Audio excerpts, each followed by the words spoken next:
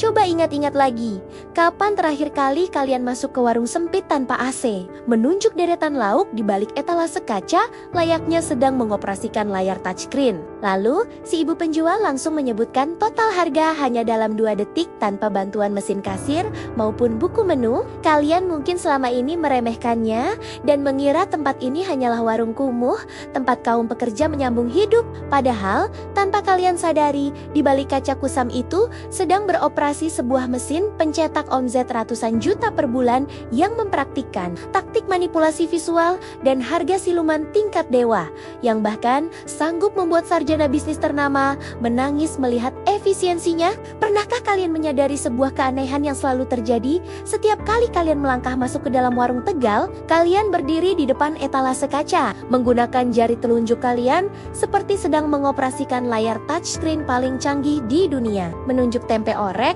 telur dadar, dan siraman kuah kikil. Lalu, saat kalian selesai makan dan bertanya, "Berapa, Bu?" Si ibu penjaga warung hanya butuh waktu 2 detik melihat piring kotor kalian dan langsung menyebutkan angka. Tidak ada mesin kasir, tidak ada buku menu, dan yang paling gila, tidak ada daftar harga yang tertulis dimanapun. Kalian pikir warung berukuran 3 kali 4 meter dengan kursi kayu panjang ini hanyalah bisnis kelas bawah untuk bertahan hidup? Bagaimana kalau saya bilang, di balik etalase kaca kusam itu berputar sistem bisnis jalanan paling jenius dengan omzet ratusan juta per bulan yang bahkan sanggup membuat lulusan bisnis universitas ternama menangis melihat efisiensinya? Selamat datang kembali di segmen Bedah Bisnis bersama Edumi 14. Hari ini kita akan turun ke jalanan menanggalkan dasi dan teori bisnis yang sok rumit. Kita akan membedah anatomi bisnis raksasa tak kasat mata, penguasa perut rakyat Indonesia, warung Tegal alias warteg. Kita akan telanjangi taktik psikologi kasir mereka, efisiensi dapur militer mereka, dan rahasia harga siluman yang membuat mereka bertahan puluhan tahun. Sebelum kita mulai, coba jujur di kolom komentar. Lauk warteg apa yang pantang kalian lewati saat lapar melanda? Tulis di bawah.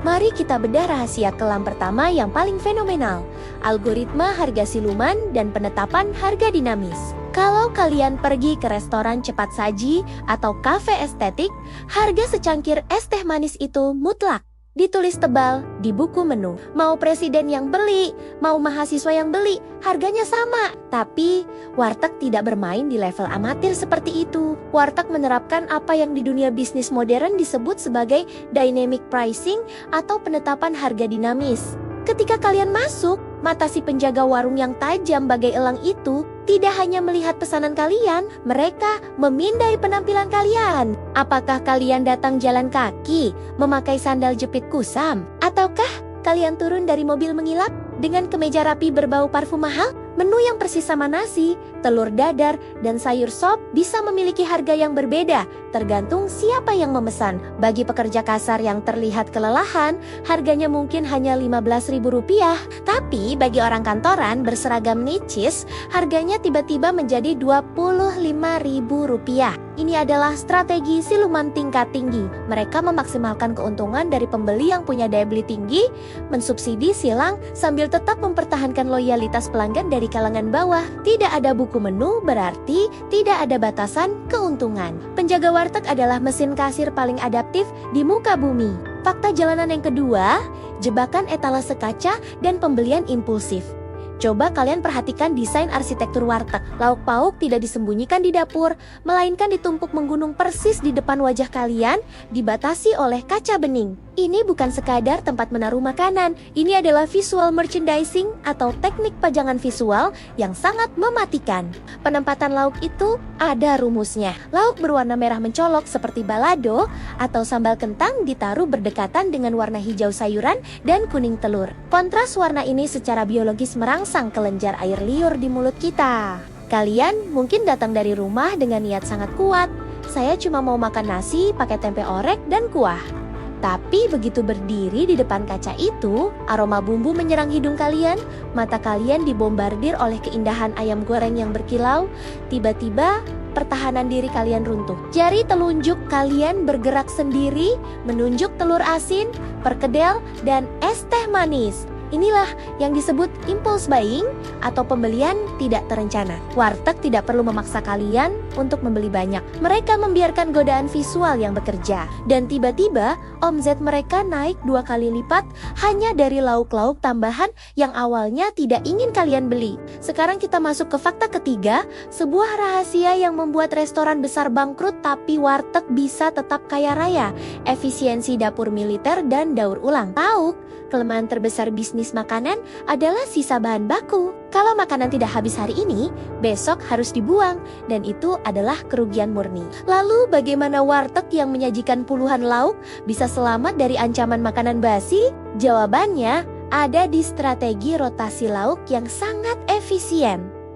Warteg umumnya beroperasi 24 jam. Mereka menerapkan sistem operasional ala militer. Belanja ke pasar di waktu subuh saat harga sayur paling murah. Lalu, bagaimana dengan ayam goreng yang tidak laku dari siang hari? Apakah dibuang? Tentu tidak. Ayam goreng siang hari akan berevolusi. Malam harinya, ayam itu akan disiram bumbu cabai merah dan berubah wujud menjadi ayam balado. Tempe goreng yang sudah agak keras, besok paginya dipotong kecil-kecil, ditumis dengan kecap, dan reinkarnasi menjadi tempe orek. Ini bukanlah praktik yang kotor, melainkan bentuk kecerdasan manajerial tingkat dewa. Mereka merekayasa bahan makanan agar usianya lebih panjang dengan mengubah bumbu penyajiannya. Hasilnya, limbah terbuang atau food waste hampir 0%, dan margin keuntungan mereka terlindungi 100%. Jadi, tamparan realita bisnis apa yang bisa kita ambil dari investigasi Edumi 14 hari ini? Berhentilah meremehkan bisnis hanya dari penampilan luarnya. Kalian mungkin bangga bekerja di gedung bertingkat ber-AC, memakai lanyard perusahaan bergengsi, tapi gaji kalian hanya numpang lewat setiap bulan. Sementara, si bapak atau ibu warteg yang hanya memakai daster dan celana pendek, diam-diam memiliki kontrakan 10 pintu di kampung halamannya, menyekolahkan anaknya ke universitas kedokteran, dan perputaran uang di laci kayunya bisa mencapai jutaan rupiah per hari. Warteg adalah bukti nyata bahwa untuk sukses di bisnis kuliner, kalian tidak selalu butuh rancangan branding berharga miliaran rupiah. Kalian tidak butuh konsultan dari luar negeri. Kalian hanya butuh insting jalanan yang tajam, pemahaman mendalam tentang psikologi konsumen kelas pekerja, dan kemampuan menekan biaya operasional sampai ke titik terendah. Turunkan gengsi kalian, buka mata kalian lebar-lebar, karena guru bisnis terbaik terkadang bukan mereka yang berdiri di podium kampus, melainkan mereka yang berdiri memegang centong nasi di balik etalase kaca yang berembun. Terima kasih sudah menyimak bedah realita jalanan yang cukup pedas ini sampai habis. Kalau narasi ini berhasil menampar cara berpikir kalian dalam melihat bisnis kecil, saya minta satu hal, tekan tombol suka, pastikan kalian sudah berlangganan, dan bagikan video ini ke teman-teman kalian yang suka meremehkan pedagang kaki lima. Mari kita belajar ilmu bisnis sejati dari aspal jalanan. Jaga logika dompet kalian, jangan malu makan di warteg, dan sampai jumpa di investigasi gila Edumi 14 selanjutnya.